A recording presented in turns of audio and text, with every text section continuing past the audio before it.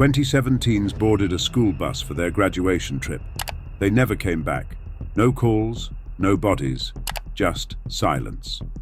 22 years later, deep in the Oregon woods, a hiker found the bus. Inside were yearbooks, backpacks, and 17 skeletons.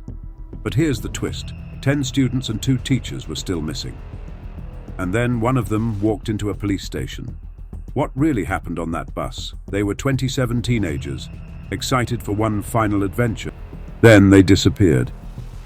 No phone calls, no bodies, nothing. Only silence. For 22 years, their fate was nothing more than a dark legend, a story whispered around campfires. That changed when a hiker found a rusted school bus deep in the Oregon woods, hidden by moss, filled with decaying yearbooks, and something far worse. On June 3, 2021, in Oregon's Rogue River Siskiyou National Forest, a veteran hiker spotted a faded yellow shape through the trees. Half buried by the forest, its number barely visible, the inside looked frozen in time. Backpacks still buckled to seats, Polaroids scattered on the floor. A warped cassette player, mold-covered pages stuck together. In the back seat, beneath a pile of clothes, he saw a human jawbone. Investigators quickly tied the bus to one of Oregon's most chilling mysteries, the disappearance of Forest Grove High School's senior class of 1999. Yet the details made no sense. The bus had no rental record, no nearby road, no trace on trail cameras. Inside were personal belongings of nearly every missing student. Some items seemed untouched, others carefully arranged, as if left behind with purpose. This wasn't a simple accident. What the forest had hidden for over 2 decades was darker than tragedy. It was a secret no one was meant to uncover. Back in May 1999, Forest Grove High buzzed with excitement. Graduation was days away. Halls echoed with laughter, lockers slammed shut. Teachers counted the hours until summer. Among the seniors was a close group of friends. Lacey Monroe was the perfect student, valedictorian, student council president, daughter of the mayor. But behind her smile were sleepless nights. Jared Fields, the class clown, brought his camera to film their last trip. Tyrese Hall carried the pressure of football glory, and Emily Tran sketched eerie forest scenes no one understood. On June 5, 1999, 27 seniors boarded Bus 57 for their graduation trip. It never arrived.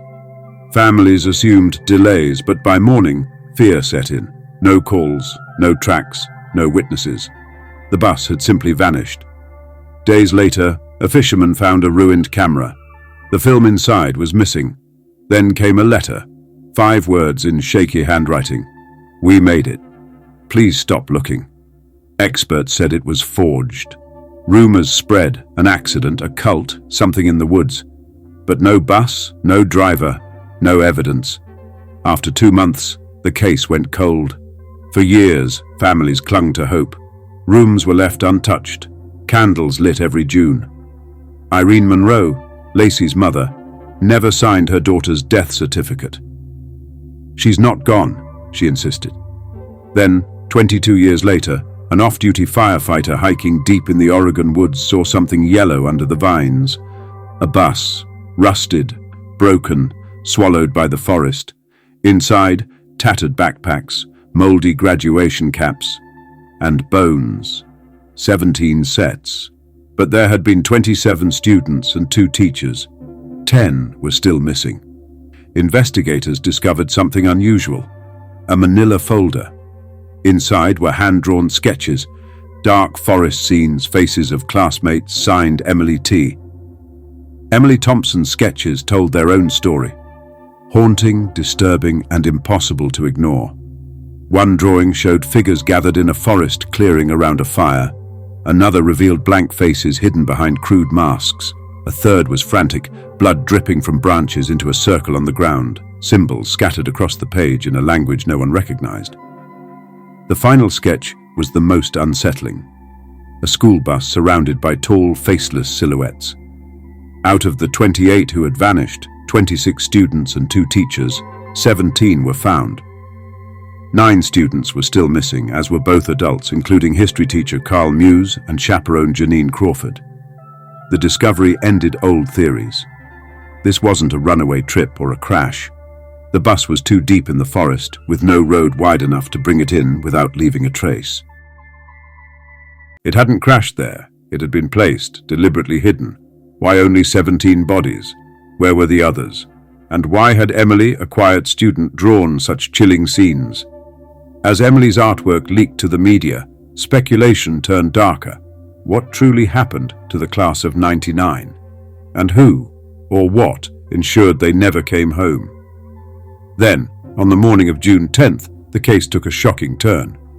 The station was quiet when the door creaked open. A man stepped inside, gaunt, pale, clothes in tatters, his hair long and matted, his eyes sunken and restless. Officers stopped talking mid-sentence, their attention pulled to the figure moving slowly toward the desk. His voice, barely above a whisper, broke the silence.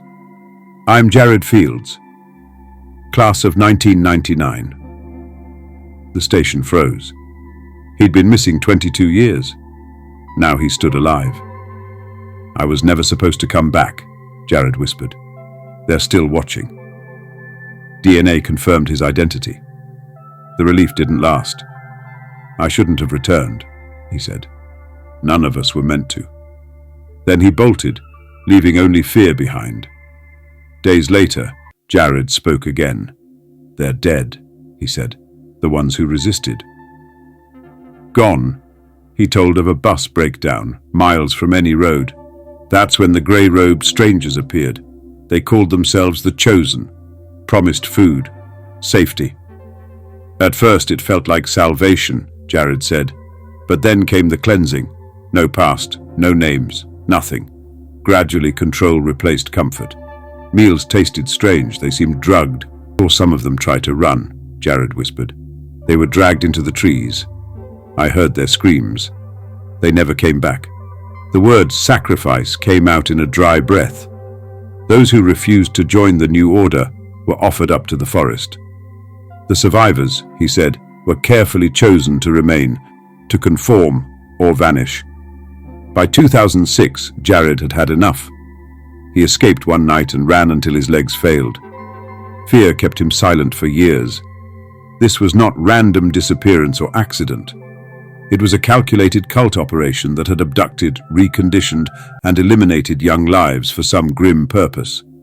Families who had spent decades between hope and grief now faced a new horror. Reaction split the community. Some parents clung to Jared's words, desperate for closure and relief. Others recoiled, unable to reconcile his account with the children they remembered. To those relatives, Jared could be a traumatized witness, a broken man whose mind had warped under duress. Distrust and sorrow widened old wounds. In the months that followed, investigators moved cautiously. They reopened cold files, re-interviewed witnesses, and mapped remote areas mentioned in Jared's story. Forensics revisited remains already recovered. Volunteers scoured forest edges. Experts studied Emily Thompson's drawings again, searching for symbols, paths, anything that might point to the Chosen's hideout. Jared's revelations offered direction, but not the comfort anyone hoped for. If his story was true, then the forest had hidden something sinister for decades, a system that consumed the class of '99 and might still be waiting for its next victims.